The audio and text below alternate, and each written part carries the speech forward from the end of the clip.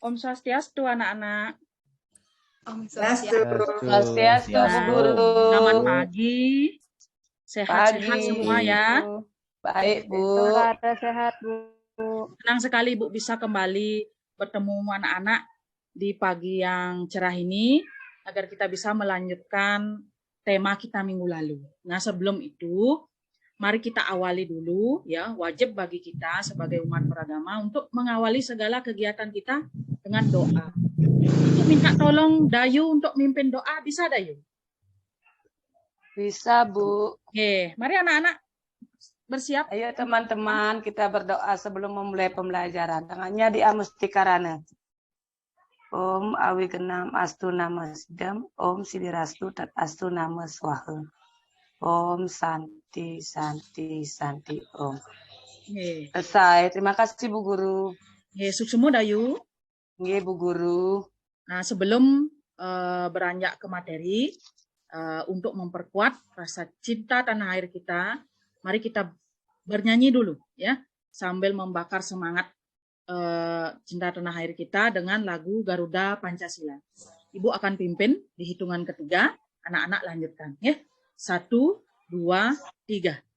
Garuda Pancasila,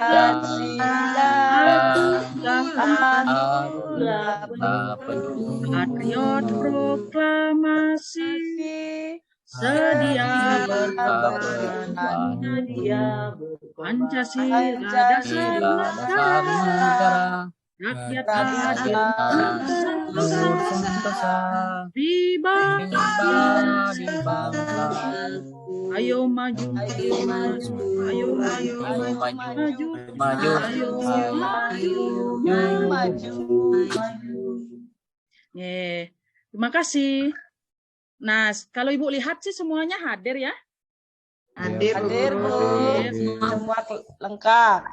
Sebelum kita mulai dengan tema kita hari ini, yaitu tentang perkembangan sejarah perkembangan kebudayaan Hindu di Nusantara, alangkah baiknya kita review dulu, flashback dulu ya, yang minggu lalu yang kita telah bahas ya, tentang perkembangan sejarah perkembangan agama Hindu di daerah di asalnya di India. Nah, kembali kita ke pelajaran terdahulu minggu lalu itu. Materi ini mengacu, menitik beratkan kepada bagaimana sih agama Hindu itu bisa muncul. Masih ingat kan pelajaran minggu lalu kan ya? Masih ingat? Bu. Masih. Kita masih ingat ya? Ingat sedikit, Bu. Di mana pertama kali agama Hindu itu muncul? Di India, Bu. India. Tepatnya di mana, Nak? Sungai Sindu. Lembah Sungai Sindu. Nah, itu di daerah India. Menyebarnya nanti bukan hanya ke Indonesia saja, nanti ke banyak negara. Tapi yang akan lebih banyak kita bahas untuk minggu ini adalah bagaimana agama Hindu itu masuk ke negara kita, ke Nusantara. Nah, dari yang kita pelajari minggu lalu, kan nyambung dengan yang kita pelajari minggu sekarang, itu sesuai dengan rencana Ibu atau target Ibu. Ya. Terlihat, Nak? Terlihat, Bu. Lihat, Bu. Ya, oke. Hal yang ingin kita peroleh setelah melakukan pembelajaran yaitu salah satunya anak itu bisa memahami sejarah perkembangan kebudayaan Hindu di Nusantara. Yang kedua, anak-anak diharapkan bisa menguraikan sejarah perkembangan kebudayaan Hindu itu di Nusantara. Nanti dalam proses pembelajaran, ya, model-model yang akan Ibu terapkan itu, seperti yang tampak di layar itu secara garis besarnya kayak begini modelnya. Ibu akan memberikan sedikit rangkuman materi. Materi secara luasnya, secara lengkap rincinya, anak bisa baca di buku paket yang anak pegang kan, semua sudah bawa ya buku paketnya ya. Sudah, Bu. Ya, yang dibagikan oleh perpustakaan itu semua sudah terperinci ada di sana. Ibu sudah buat rangkumannya secara singkat. Nah, nanti Ibu akan kasih bahan diskusi. Anak nanti akan membentuk kelompok, ya, berkelompok nanti membahas tentang satu bahan yang Ibu kasih, didiskusikan dengan teman kelompoknya. Nanti nyari teman kelompoknya nggak usah jauh-jauh di bangku kalian aja, di depan, di belakang berempat tuh bisa ya. Sehingga mempermudah komunikasinya. Sehingga nanti hasil diskusinya itu kita presentasikan. Sehingga dari sudut pandang kelompok 1, sudut pandang kelompok 2, dari sumber yang didapat oleh kelompok 1, kelompok 2, nanti kita padukan, kita rangkum, kita simpulkan sama-sama. Ya?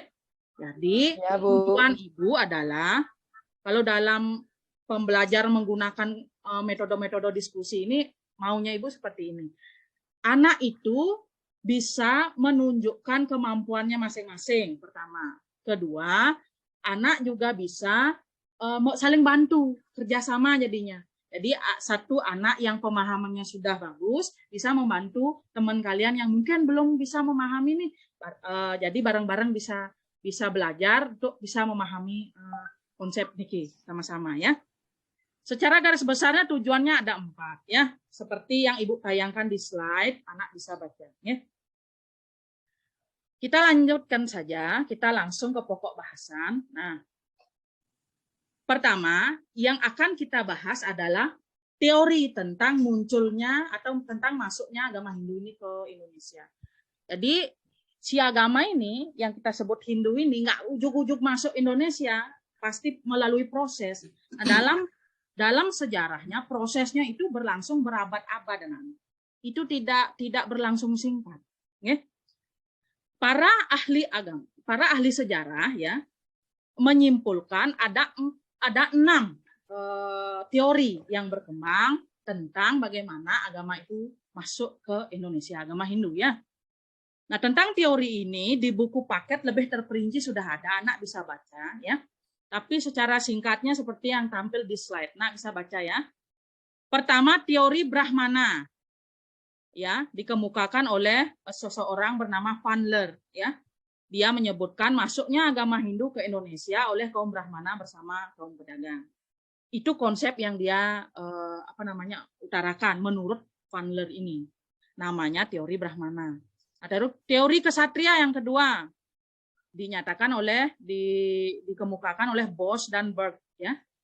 Menurut mereka, Hindu itu masuk ke Indonesia dibawa oleh kaum kesatria India lewat peperangan. Nah, menurut anak, teori yang kedua ini masuk nggak dia? Pernah nggak kita dalam sejarah perang dengan India ya? Enggak, Bu. Belum pernah ya? Belum pernah, dalam Bu. pelajaran sejarah kita belum pernah mendengar ya anak-anak ya? Enggak pernah, Bu. Sehingga belakang hari teori ini digugurkan karena bukti sejarahnya nggak ada. Ya? Setelah itu ada teori Wesya dikemukakan oleh Krum. Nah, teori ini menyebutkan masuknya agama Hindu ke Indonesia melalui jalur perdagangan. Masih mungkin, ya? Masih memungkinkan. Mungkin, Bu. Menurut anak-anak bagaimana? Ya, mungkin. Ya, masuk bisa jadi. Karena Indonesia kala itu, di zaman itu kan dikenal juga sebagai salah satu negara yang menjadi jalur perdagangan, jalur sutra, ya. Sehingga memungkinkan sekali teori ini benar. Yang keempat ada teori Sudra. Ini dikemukakan oleh Van Faber. Menurutnya Hindu masuk ke Indonesia dibawa oleh kaum buangan berkasta Sudra di tawanan perang maksudnya. Jadi ada tawanan perang di India itu dibuang ke Indonesia. Belum ada bukti sejarah menunjukkan bahwa teori ini benar sampai saat ini ya. Ya, Bu. Yang kelima ada teori arus balik. Nah, ini teori arus baliknya pemahamannya kayak begini.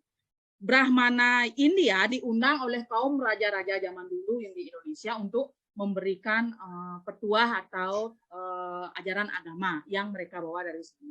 Ataupun sebaliknya, raja kita yang ke sana belajar. Itu. Kalau sampai saat ini belum juga. Seperti literatur-literatur yang ada sampai saat ini belum menunjukkan bahwa teori ini kemungkinan benar. Ada teori buku yang dikemukakan oleh Purba Caraka, profesor, doktor. Ya. Hindu itu masuk ke Indonesia melalui penyebaran buku-buku agama Hindu. Jadi buku dibuat di asalnya dibawa ke sini.